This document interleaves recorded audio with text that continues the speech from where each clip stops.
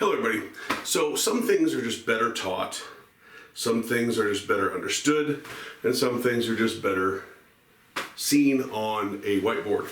And with as much stuff as what's been going on with different groups and different people and the gun community and things like that, and gun laws creeping up and talk of revolution, I figure there needs to be some really good information out there for people that are thinking about maybe forming groups, training together, and things like that.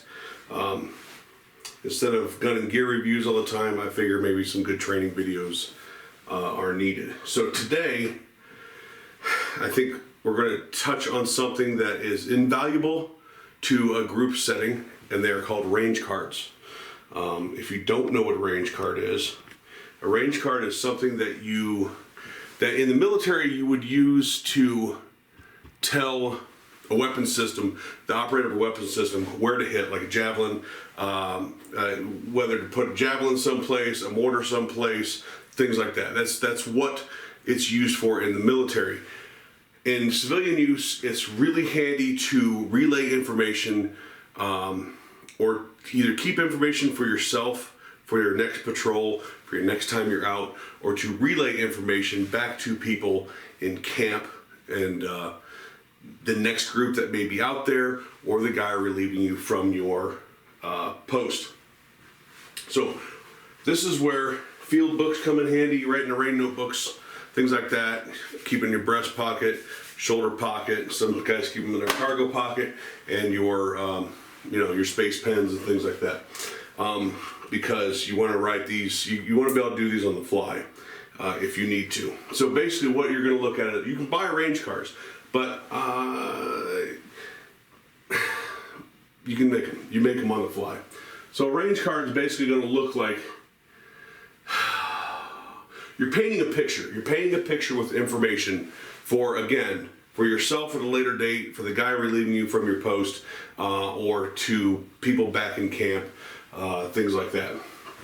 You're painting a picture of information with you being the starting point. That's you, right? You're down here and you're going to paint this picture.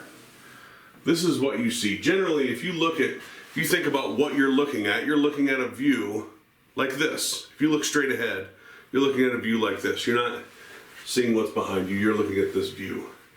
So this is going to be degree lines. Degree lines. And that's going to be information that you put somewhere in the range card, right? So let's say this is, we're gonna mark this as 100, and we're gonna mark this as 400, right? Or this could be marked as right and left. And then L and R are information here. That's one of the first things. You're also going to have these guys here. These guys represent distances. Okay? Doesn't matter if it's to scale, as long as you recognize what those distances are. You may write the distance in there, 20, 40 meter, 60 meter, 80 meter, 100 meter, 110 meter, 120 meters, right? Or that may also be information that goes down somewhere on the range card that you are building. You're also going to have your magnetic north or grid north, depending on how you can best find it for this information. So maybe you have a grid map. If you have a grid map, you're probably drawing this on the grid map, or you're giving a location, a grid location. So let's take magnetic north. Magnetic north, let's say, is Magnetic north is that way. So we have our degrees, we have our compass reading. I don't know if you can see that up there. I wrote that kind of high, right? We have our degrees, our compass heading, our distances that we're drawing it out to, okay? Out around 110 meters according to your scope, according to your rangefinder, let's say, you see a van. You're gonna mark that as a van right now. You also may number that. Maybe that might be number 1. Maybe that's too small to write on. So number 1 will be van. It may be blue van. If you don't know the color of it, don't put blue van, just put van. You'll likely be asked about it later. So van at, let's say, 108 meter. But it's not just a van. There's these guys. The van is in the middle of 2, 2, 2, and 2. Well, what's 2? Trees. Right? Well, it's not just parked in between some trees. There also happens to be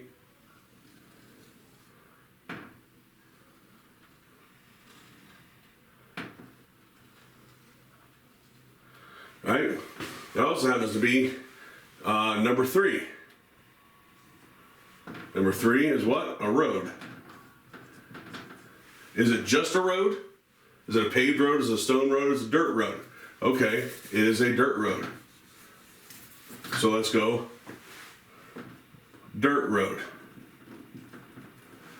Now you see the picture we're painting. We see the picture we're painting for the next guy. For the guy that is either taking your job. He's coming, he's relieving you from your post, whatever it is you're looking at, or you're taking the information back to camp for something that may happen in the future. So dirt road is number 3. Maybe there is a fence that also runs this way, but you lose it down here because you're on a hill. Right, you lose it down here, you don't know where it goes at. Don't draw anything that you're not sure of. So you have a fence, which is number 4. Do you know what kind of fence? Is it a chain link fence? Is it a barbed wire fence? Is it a privacy fence? Is it a cattle fence? Is it a nice decorative wooden fence? No, it's a chain link fence. So chain link fence. Number 4, chain link fence. Did X there? What does X mean? X means gate. Now that's not what X has to mean, but I think you get the point. I think you get the point that you're painting a picture of if somebody gets where you're at, they can look out using their bearings. They can look out and go, oh, I see. It doesn't even have to be the same day. It can be a week later. And they know that the van was parked between the 4 trees. The van was parked between the 4 trees on the road. Approximately, this would be 90. So 108, 10, 18. So about 18 meters. Right? About 18 meters, 20 meters north of the split in the road. Right? There's a lot of information there that maybe somebody who's not used to reading these can't see. But so we have a van parked 20 meters north of the split in the road. We'll make sure you have the right road. Well, it looks the same and it's got a gate over here and there happens to be 4 trees up there. So that's the right road. We're looking at the right road. There's enough information there. You can have more information there as well. There may be, say, a rock pile, right? Number 5. 5.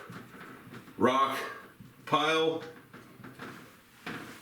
if there's no other real descriptors of that road. You want to make sure you get enough information across on these cards without cluttering them. So this is pretty good. I mean, this, I wouldn't go a whole lot more cluttered than this. Mind you, you are on something little like this. So there you go. There's other information online. You can get online and get a little bit more information. This is a quick, dirty rundown of it. Range cards are very important. Get your field notebooks, your Right in the Rain notebooks, and practice this with your groups and with the people that you train with.